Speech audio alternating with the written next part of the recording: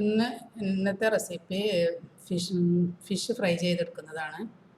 നല്ല ടേസ്റ്റുള്ള ഒരു ഫ്രൈ തന്നെയാണ്. ഞാൻ അതിന് വേണ്ടി ഒരു കിങ് ഫിഷ് കഴുകി വൃത്തിയാക്കി വെച്ചിട്ടുണ്ട്. അതിലേക്ക് ഞാനൊരു മസാല തയ്യാറാക്കിയിട്ടുണ്ട്. മല്ലിച്ചപ്പ്, കറിവേപ്പില, പച്ചമുളക്, ഇഞ്ചി, വെളുത്തുള്ളി ഒക്കെ ഇട്ടിട്ട് നല്ല അരച്ചെടുത്ത പേസ്റ്റാണ്. അതിലേക്ക് ഞാനൊരു 1/4 ടീസ്പൂണോളം പെരുംജീരകം ചേർക്കുന്നുണ്ട്. അതിലേക്ക് ഞാൻ കാശ്മീരി ചില്ലി പൗഡറാണ് ചേർക്കുന്നത്. ഒരു 1/2 സ്പൂണ് കാശ്മീരി ചില്ലി പൗഡർ ചേർക്കുന്നുണ്ട്. അതുപോലെ ഒരു 1/2 സ്പൂണോളം മഞ്ഞൾപ്പൊടി ചേർക്കുന്നുണ്ട്. മഞ്ഞൾപ്പൊടിയാണ്, മല്ലിപ്പൊടിയല്ല. മഞ്ഞൾപ്പൊടി ചേർക്കുന്നുണ്ട്. പിന്നെ ഒരു 2 പച്ചമുളക് ഞാൻ ചേർത്തിട്ടുള്ളൂ. അപ്പോൾ അതിൽക്ക് എരിവ് അധികം ഉണ്ടാവില്ലല്ലോ.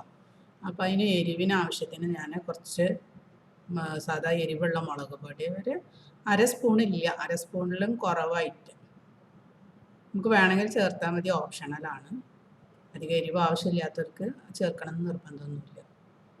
ഞാനതും ചേർത്തിട്ട് ഉപ്പിട്ട്, പിന്നെ ഞാൻ അതിലേക്ക് കുറച്ച് ലെമൺ അരക്കുന്ന സമയത്ത് ഞാൻ കുറച്ച് ലെമണിൻ്റെ ജ്യൂസ് എടുത്തിട്ട് ഒഴിച്ചെടുത്തിട്ടുണ്ടായിരുന്നു. പറയാൻ മറന്നതാണ്.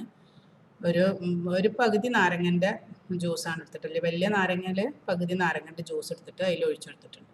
എന്നിട്ട് അത് നന്നായിട്ട് നമ്മൾ കൈ വെച്ചിട്ടൊന്ന് മിക്സ് ചെയ്തെടുക്കുക.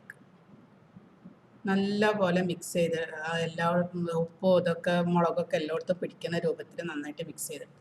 നമ്മൾ ഓരോ മീനും ഇതിൽ മുക്കിയിട്ട് നന്നായിട്ടൊന്ന് കോട്ട് ചെയ്തെടുക്കുക.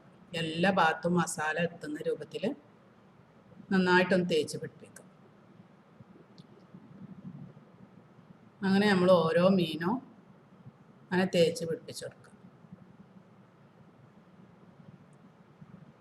അങ്ങനെ ഞാൻ എടുത്ത് വെച്ച എല്ലാ മീനും ഞാൻ നന്നായിട്ട് മസാല തേച്ച് പിടിപ്പിച്ചിട്ടുണ്ട്. ഇനി ഒരു 1/2 മണിക്കൂർ നമുക്ക് റെസ്റ്റ് ചെയ്യാൻ വെക്കാം. കൂടുതൽ സമയം വെക്കാൻ പറ്റുന്നവർക്ക് കൂടുതൽ സമയം വെക്കട്ടോ, അപ്പോഴേ ശരിക്കും ഉപ്പും പുളിയൊക്കെ പിടിക്കുള്ളൂ.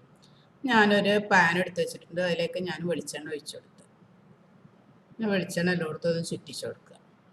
ഒരുപാട് എണ്ണ വേണമെന്നൊന്നുമില്ല, അത് പൊരിഞ്ഞ് കിട്ടാനുള്ള എണ്ണ മാത്രം ഉപയോഗിച്ചാൽ മതി. നമ്മൾ ഷാലോ ഫ്രൈ ആണ് ചെയ്യുന്നത്. അതിലേക്ക് കറിവേപ്പില ഇട്ടെടുത്താൽ നല്ലൊരു സ്മെല്ലും ടേസ്റ്റും കിട്ടും ചെയ്യും. പിന്നെ അടിയിൽ പിടിക്കാത്ത, നോൺ സ്റ്റിക്ക് ആകുമ്പോൾ അടിയിൽ പിടിക്കൂല, എന്നാലും അടിയിലൊന്നും പിടിക്കാതെ നല്ല പോലെ ഇങ്ങോട്ട് വിട്ട് കിട്ടാനൊക്കെ നല്ലതാണ് കറിവേപ്പില ഇട്ട് കൊടുത്താൽ. അത് ചെറിയൊരു ടിപ്പാണത്. നമ്മളെല്ലാ മീനും അതിലേക്ക് വെച്ച് കൊടുത്തു.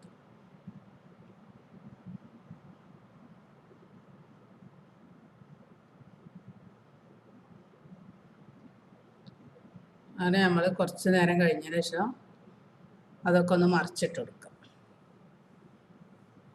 നമ്മൾ ഓരോ മീനും നമ്മൾ മറിച്ചിട്ട് കൊടുക്കുകയാണ്.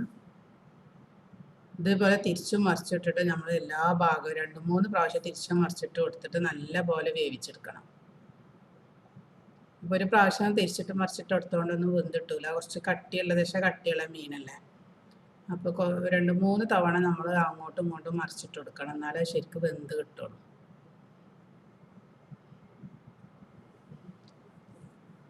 അപ്പോൾ ഏകദേശം നല്ലപോലെ, പിന്നെ ഞാനിപ്പോൾ വീണ്ടും തിരിച്ചിട്ട് കൊടുത്തു. അപ്പോൾ നല്ലപോലെ ഒരു ഭാഗമൊക്കെ നല്ല മൂത്ത് വന്നിട്ടുണ്ട്. ഇനി നമുക്കൊരു പ്ലേറ്റിലേക്ക് മാറ്റാം.